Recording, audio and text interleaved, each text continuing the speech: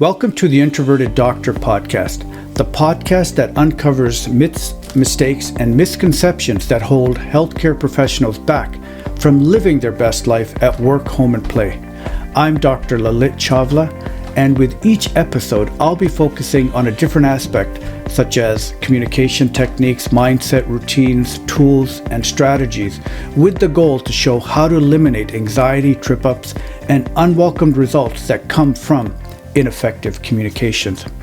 And today's quick win podcast episode is one I think will resonate with people, especially in the medical field, where you have to do meaningful work, but can feel that what you are doing is meaningless because at times it gets so predictable, monotonous, repetitive, and frankly, sometimes boring, no matter how much you are doing that helps people. Now, have you ever felt that way and felt, is this all I'm going to keep doing day in and day out? Sometimes we can feel the humdrum or the kind of blah. In other words, we're just not excited or charged up as we may want to be. Now, let me explain by telling you how I even decided to talk about this as a podcast episode.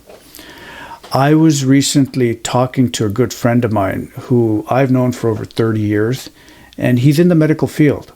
But part of him feels kind of stuck and frankly bored with his day-to-day routine. He's great at what he does as a doctor, he's a great dad, and I'm guessing he's a good husband too. And he's very active in the medical community. But he called me recently and basically was wondering if this is all there is to his life. He said he doesn't really feel fully charged or excited the way he did when he was younger and in university, and he wanted to have my thoughts. So I asked him one particular question because, I never ever heard him talk about him doing anything creative, because in the past, when he was younger, he had a lot of creative ambitions and hobbies. In university, he was a journalist and did photography. So I asked him, do you have a hobby that you're actively doing? And there was a long pause. He said, well, I bike, a lot to keep fit. And then he said, no, not really. I can't really think of anything. And that's when I knew that was the one thing that was missing from his life that could instantly give him greater joy and vitality. And I discussed that with him, and my belief is that if we don't have a creative outlet in our lives, we don't have vitality and energy. It is my belief that we're all creative human beings, and we all need some type of outlet to express that creativity, whether it's doing something such as woodworking, drawing, building something from crafts, knitting, sculpting, writing, or playing sports, moving our body, whatever it is. It doesn't have to be award-winning stuff or published. You don't have to sell it. Creativity for the sake of creativity that satisfies you, because you really are the only audience that you need. Doing creativity for the pure self-joy that it gives you is reason enough. Art is really human emotion expressed in a physical form. Such as written work, sculptures, painting, drawings, music, food, even, like sports and physical movement. Most of us in the world of medicine, we do so many things that frankly does not require a lot of creativity. It's very logical, very left brain type of thinking. It's very routine, very predictable. And frankly, we can just feel like it's Groundhog Day, where every single day really doesn't differ much at all. And I think that's when we feel, not enthused and as alive as we want to. So many occupations have this lack of creativity in it. In medicine, we don't really have a creative outlet. Note, we may use creative solutions to solve a problem in the clinical setting, but you can hardly say that that is a highly creative endeavor. And in medicine, we're really, very science-based, and it's really the antithesis of creativity to some extent. Because in the world of medicine, we actually look and ask for evidence when we're diagnosing symptoms or trying to come up with a treatment plan or options. But as an aside, some of the greatest solutions in science come from a creative angle or mindset. Look at the discovery of insulin, the invention of the airplane. It was that creative thinking that did it. So this podcast episode is really all about reconnecting with your creative self. And I'll ask you one simple question. Are you feeling charged and energized with your day-to-day activities?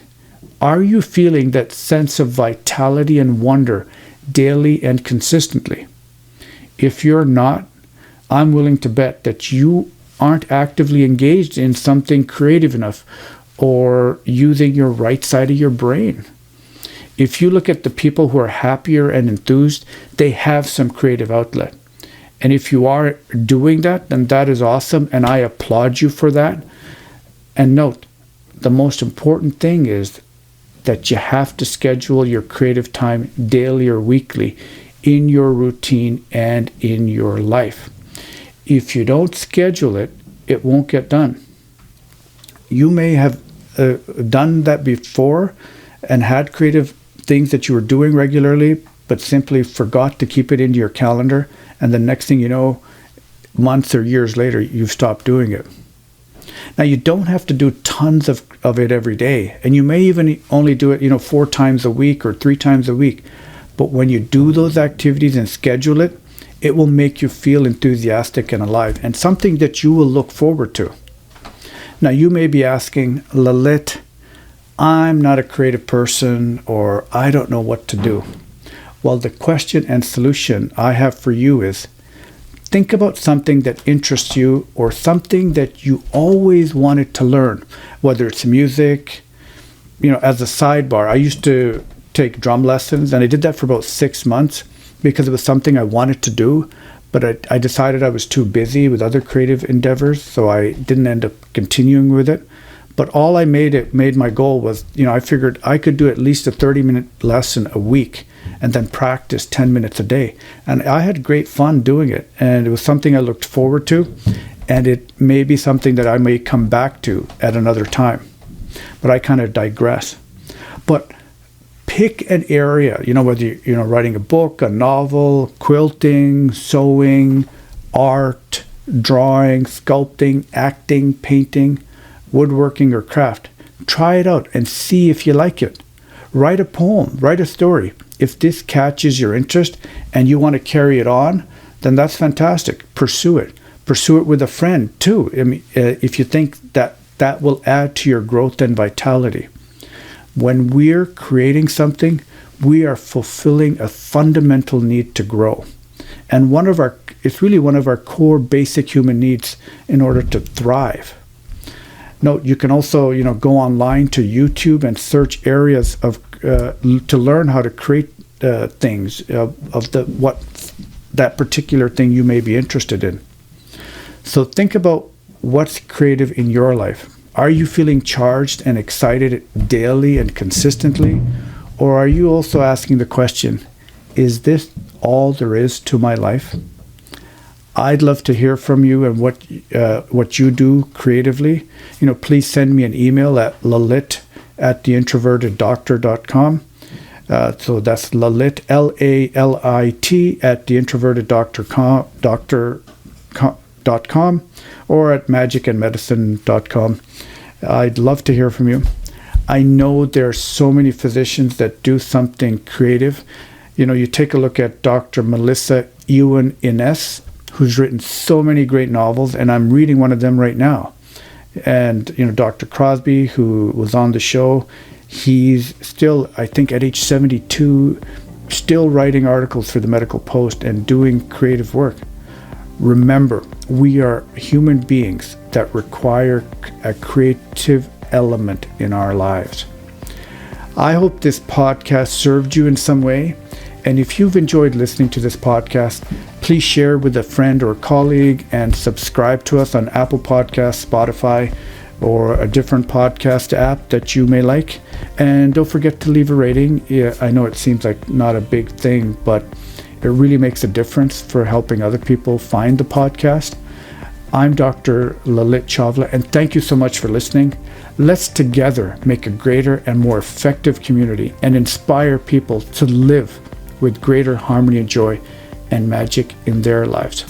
Tell me what you'd like to hear in future podcasts. And until next week, have an awesome week and live creatively.